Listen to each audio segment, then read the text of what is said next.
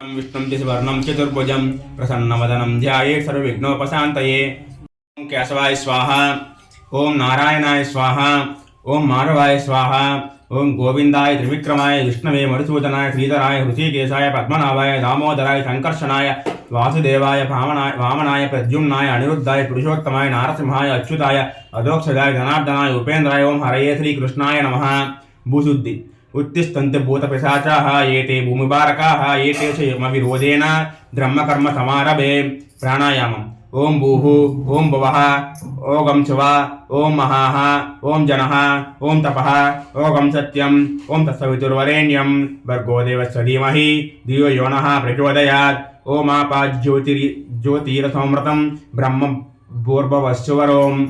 संकल्पम् मम उपात्त दुरितक्षय द्वारा श्री परमेश्वर प्रीत्यर्थम शुभे शोभन मुहूर्ते श्री महाविष्णुराज्ञाय प्रवर्तमानस्य आद्य ब्राह्मणः द्वितीय परार्ध श्वेतवराह कल्पे वैवस्वत मन्वन्तरे कलियुगे प्रथमपादे जम्बूद्वीपे भरतवर्षे भरतखण्डे मेरोर्दक्षिण दिग्भागे श्रीशैलस्य ईशान्य प्रदेशे गंगा गोदावरोन्मध्य प्रदेशे समस्त देवता ब्राह्मण सन्निधौ शोभन गृहे अस्मिन् वर्तमान व्यावहारिक चांद्रमानेन क्रोधि नाम संवत्सरे उत्तरायणे चित्र ऋतुवे माघमासं कृष्णपक्षं त्रयोदशी तिथि सोमवासरे शुभनक्षत्रे शुभयोगे शुभकरणे यावं विशेष विशिष्टायां शुभऋतौ श्रीमान् गोत्रश्च श्रीवत्सल गोत्रश्च मेहर प्रसादर नामधेयश्च मम धर्मपत्नी समेतस्य श्री परमेश्वर प्रीत्यर्थं श्री महापरमेश्वर मुद्दिष्ट प्रीत्यर्थं रघुटम्बस्य क्षेम स्थैर्य विजय अभय आयुर आरोग्य ऐश्वर्याभिवृद्ध्यर्थं धर्मार्थ काम मोक्ष चतुर्विध फल पुरुषार्थसिद्ध्यर्थं सर्वारिष्ट परिहारार्थं सर्वाभीष्टचित्यर्थं जन्म कर्म निवारणार्थं इष्टकाम्यार्थ फलसिद्ध्यर्थं श्री महावर परमेश्वर पूजां करिष्ये तदंग कलशाराधनं करिष्ये।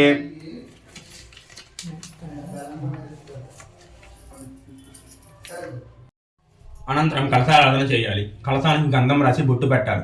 కలశస్య ముఖే విష్ణుః కంఠే రుద్రస్తమాశ్రితాః మూలే తత్ర స్థితో బ్రహ్మ మధ్యే మాతృగణాస్మృతాః కుక్షౌ తు సాగరాः సర్వే సప్తద్వీపా వసుంధరా ఋగ్వేదో యజుర్వేదో సామవేదో హృదర్వణః అంగహితాः సర్వే కలశాంబు సమాశ్రితాః।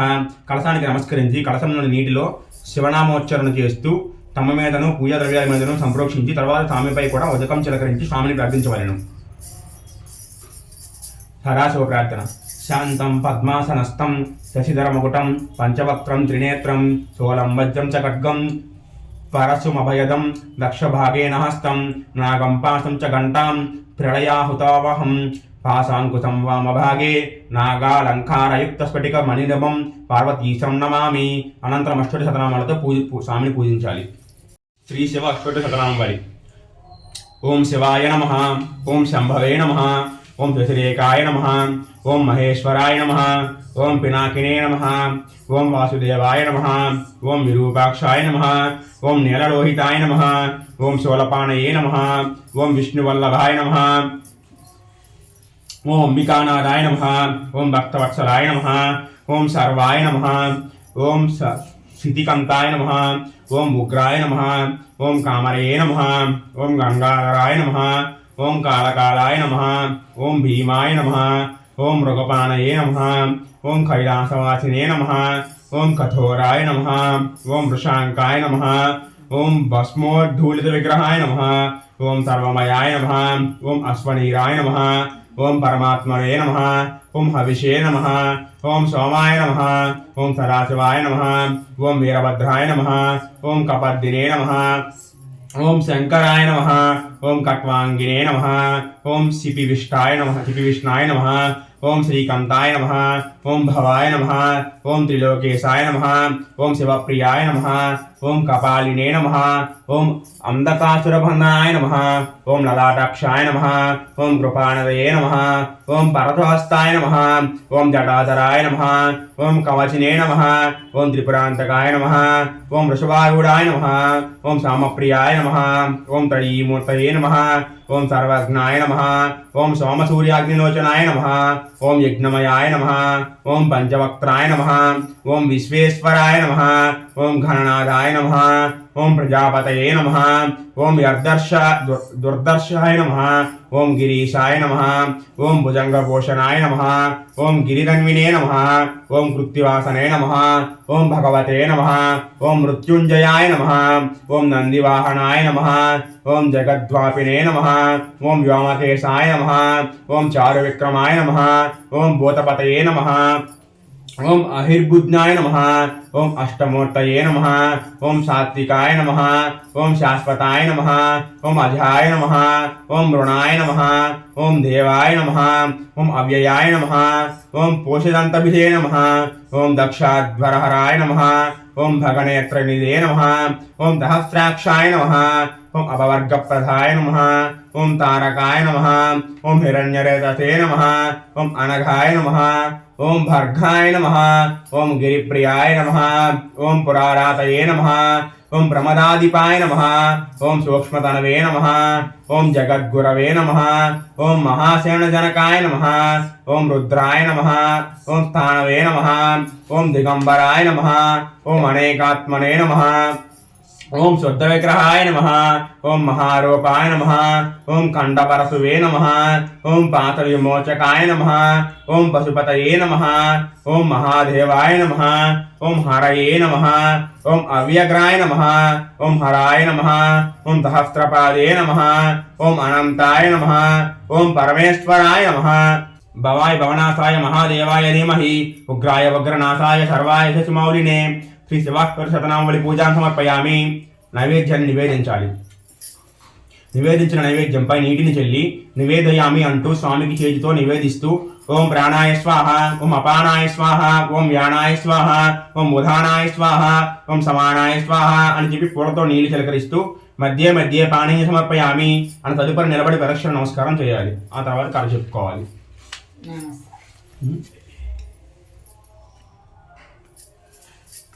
శివదేవుని కథ. పూర్వము నైమిసారణ్యము సౌనికాది మునులు నిత్య తపోదీక్షలతోనూ యజ్ఞ యాగాది క్రతువులతోనూ పురాణాది ప్రవచనములతోనూ మహర్షులు వేద మంత్రోచ్చారణలతోనూ శోభాయమానంగా విరజిల్లుతుండేది. ఆ సమయమందు పురాణ కథలను చెప్పటయందు ఆరితేరిన వాడు సకల శాస్త్ర పారంగతులను మునిశ్రేష్ఠుడైన సూత మహర్షి ఒకనాడు అక్కడికి వేయించేశాడు. ఆయనను చూడగానే సౌనికాది మునులందరూ లేచి నిలబడి నమస్కరించి ఆ మహర్షి చుట్టూ చేరి, ఓ మునిశ్రేష్ఠ, సూత మహర్షి చాలా కాలమునకు మీరిటకు వేయించేశారు. మీ ద్వారా కొన్ని సందేహములు తీర్చుకోవాలని ఎప్పటి నుండియో మాకు కోరిక కలదు. వాటిని రూపమాపి మా జన్మకు ధన్యతను ప్రసాదించిన స్వామి అని వేడుకొన్నారు. ఓ సౌనకాది మునులారా, మీకు శుభములు కలుగుగాక. మీ సందేహములను తప్పక నెరవేర్చెదను. అడగండి, ఉచిత రీతిని వాటికి సమాధానములు చెప్పి మీ సందేహాలను నివృత్తి చేసేదను అని సూత మహర్షి వారి అభ్యర్థనను అంగీకరించాడు. స్వామి, ఈ విశాల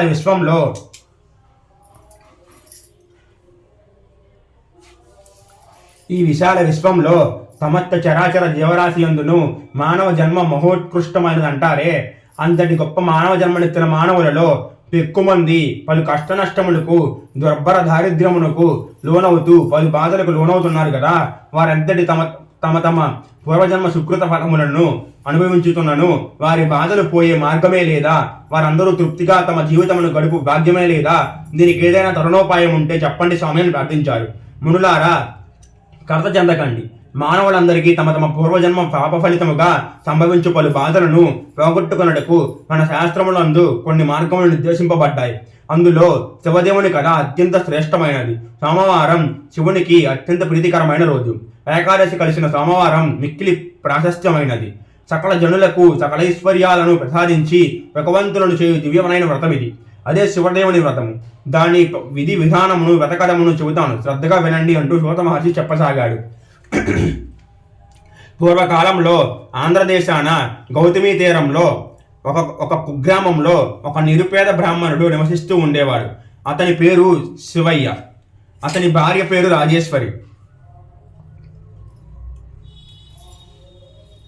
వాళ్ళు కడు నిరుపేదలు. చాలా కాలానికి ఆ దంపతులకు ఒక కొడుకు కూతురు జన్మించారు. ఆ దంపతులు వారిని అల్లారు ముద్దుగా పెంచుకుంటూ ఉన్నారు. కానీ దారిద్ర్యం వల్ల ఆ బిడ్డల్ని సరిగ్గా సాకలేకపోతున్నామే అనే బాధ ఆ దంపతులు నిరంతరం బాధపడుతూ ఉండేవారు. రాను రాను ఆ బిడ్డలు పెరిగి పెద్దవారు అవుతున్నారు. వారి ఆలనా పాలన ముద్దు మురిపాలు తీర్చుకునే స్తోమత రాను రాను దుర్భరమైపోనసాగింది. ఒకనాడు ఆ దంపతులు తమ దుస్థితిని గురించి బాధపడుతూ ఉండగా శివయ్య భార్యతో, ఆ దారిద్ర్యావస్థ భరించలేకపోతున్నాను, నేను తిరుపతికి వెళ్ళి స్వామి దర్శనం చేసుకొని అక్కడే ఏదైనా వ్యాపకంతో శ్రమపడి డబ్బు సంపాదించుకు వస్తాను అన్నాడు. అందుకు భార్య రాజేశ్వరి కూడా అంగీకరించింది. బిడ్డలను జాగ్రత్తగా చూసుకుంటూ ఉండమని భార్యకు చెప్పి శివయ్య తిరుపతికి కాలినడకన బయలుదేరాడు. వెళ్ళగా వానికి మార్గమధ్యమునందు ఒక ముడిసలి బ్రాహ్మణుడు దారతపడ్డాడు. ఎక్కడకు వెళుతున్నావని శివయ్యను ప్రశ్నించాడు. శివయ్య తన దీనస్థితిని వివరించి డబ్బు సంపాదనకు తిరుపతికి వెళ్తున్నానని చెప్పాడు. అతని మాటలు విన్న వృద్ధుడు, ఓ ఈ వెర్రివాడా, నీవు తిరుపతి వెళ్ళినంత మాత్రమున, సామదర్శనం చేసుకున్నంత మాత్రమున డబ్బు సంపాదించుకోగలవా? నీ దారిద్ర్యం పోయి నీకు సకలైశ్వర్యాలు కలిగి నువ్వు నీ భార్య బిడ్డను సుఖపడేలా చేయగల వ్రతం ఒకటి ఉన్నది, అది చెబుతాను, శ్రద్ధగా విను, భక్తితో ఆ వ్రతమాచరించి తరించు అన్నాడు. అయ్యా, మీరు నా పాలిట దేవుడిలా తారసపడ్డారు. ఆ వ్రతమేమిటో, అది చేయవలసిన విధానం ఏమిటో చెప్పి నన్ను కృతార్థులను చేయండి అని వేడుకొన్నాడు. వాళ్ళిద్దరూ ఒక చెట్టు నీడకు చేరి కూర్చున్నారు. శివయ్యతో ఆ వృద్ధుడి ఈ విధంగా చెప్పసాగాడు. పూర్వం వంగదేశాన్ని సూరసేనుడనే మహారాజు పరిపాలిస్తూ ఉండేవాడు. అతనికి సుగుణవతి సౌందర్యవతి ఒక కుమార్తె ఉండేది. ఆమె పేరు సీమంతిని. ఆమెకు పసితనం నుండి చూడంటే అపారమైన ప్రీతి. భక్తితో నిరంతరం పూజలు పునస్కారాలు చేస్తూ ఉండేది. యజ్ఞవల్క్యముని సతి మైత్రేయి ఈ సంగతి తెలుసుకొని ఆ రాకుమారి వద్దకు వెళ్ళి సోమవార వ్రత మహత్యాన్ని, ఆ వ్రత విధానాన్ని తెలియజెప్పింది. ఆనాటి నుండి రాకుమారి సీమంతిని సోమవార వ్రతాన్ని భక్తి శ్రద్ధలతో చేస్తూ ఉండేది. సదాశివుని దివ్య కథలను వింటూ ఆయన యందే భక్తి ప్రవర్తనను పెంచుకుంటూ విద్యాబుద్ధుల యందు ఆరితేరుతూ యుక్త వయస్కురాలయ్యింది. వంగదేశానికి చెరువులో గల అంగదేశాన్ని ఇంద్రసేనుడనే మహారాజు పరిపాలిస్తూ ఉన్నాడు. ఆ రాజునకు చంద్రాంగదుడనే కుమారుడున్నాడు.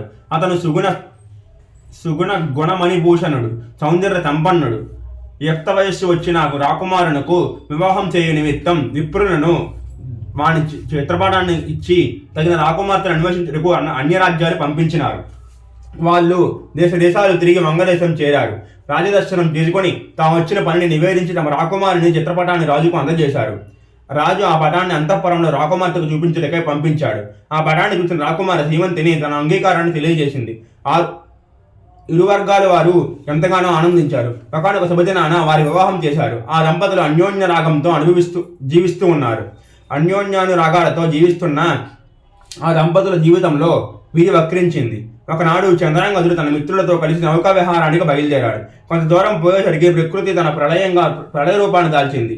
తీవ్రమైన పెను తుఫాను గాలులతోనూ సుడిగుండాలతోనూ సముద్ర కెరటాలు వివెత్తున లేస్తూ సముద్ర జలాన్ని అల్లకల్లోలం చేయసాగాయి. ఆ సముద్ర పెను తుఫానులో చంద్రాంగదుడి నౌక చిక్కుకుపోయి అతలాకుతలమై మునిగిపోయింది. ఆ నౌకలోని వారందరూ నీటిలో మునిగిపోయి ఆర్తనాదాలు చేస్తూ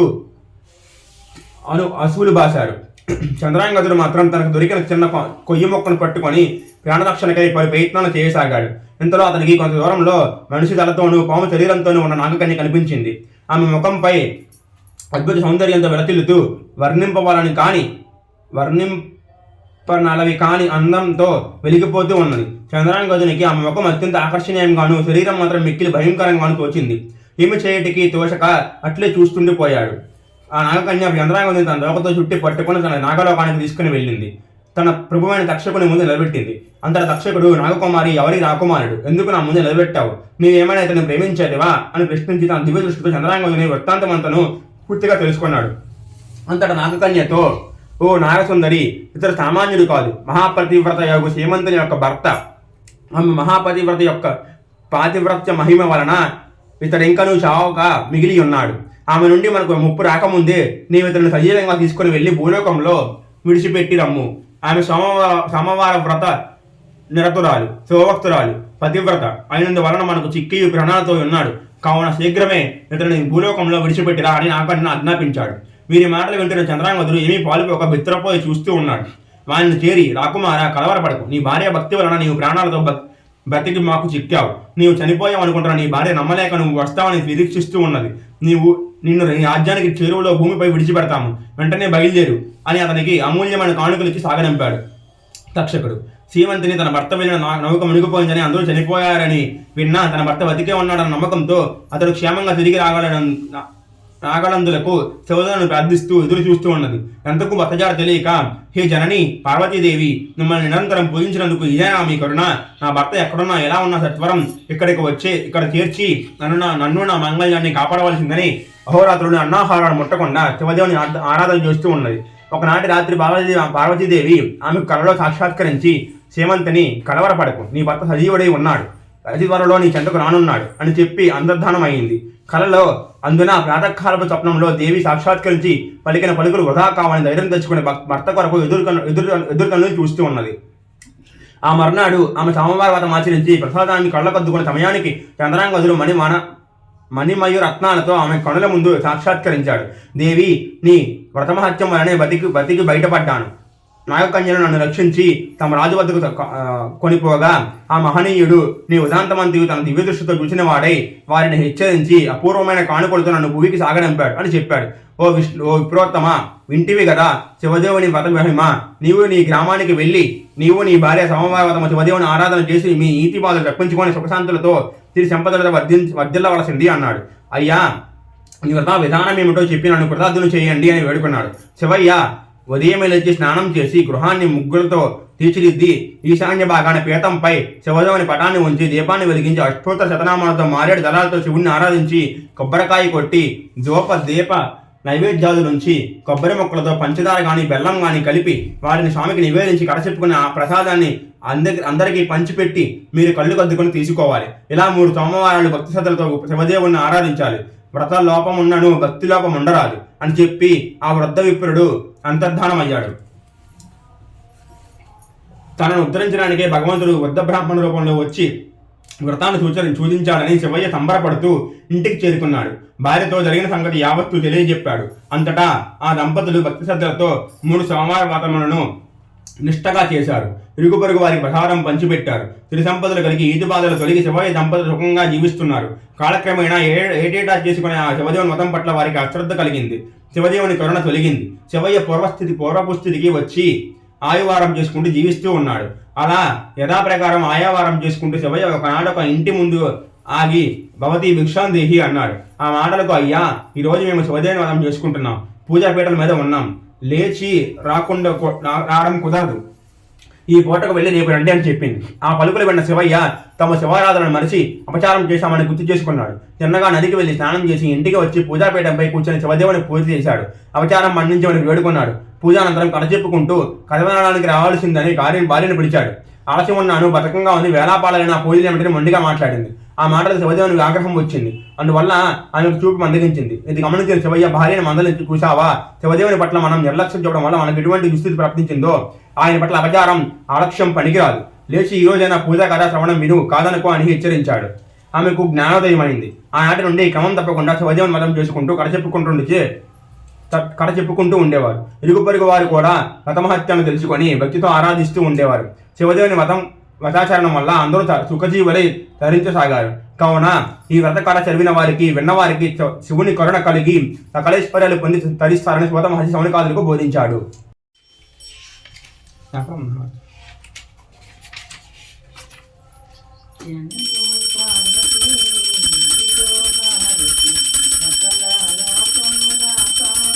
గిరిజ హృదయరాణి నిర్విధాన మనసురాయి చేసుకోక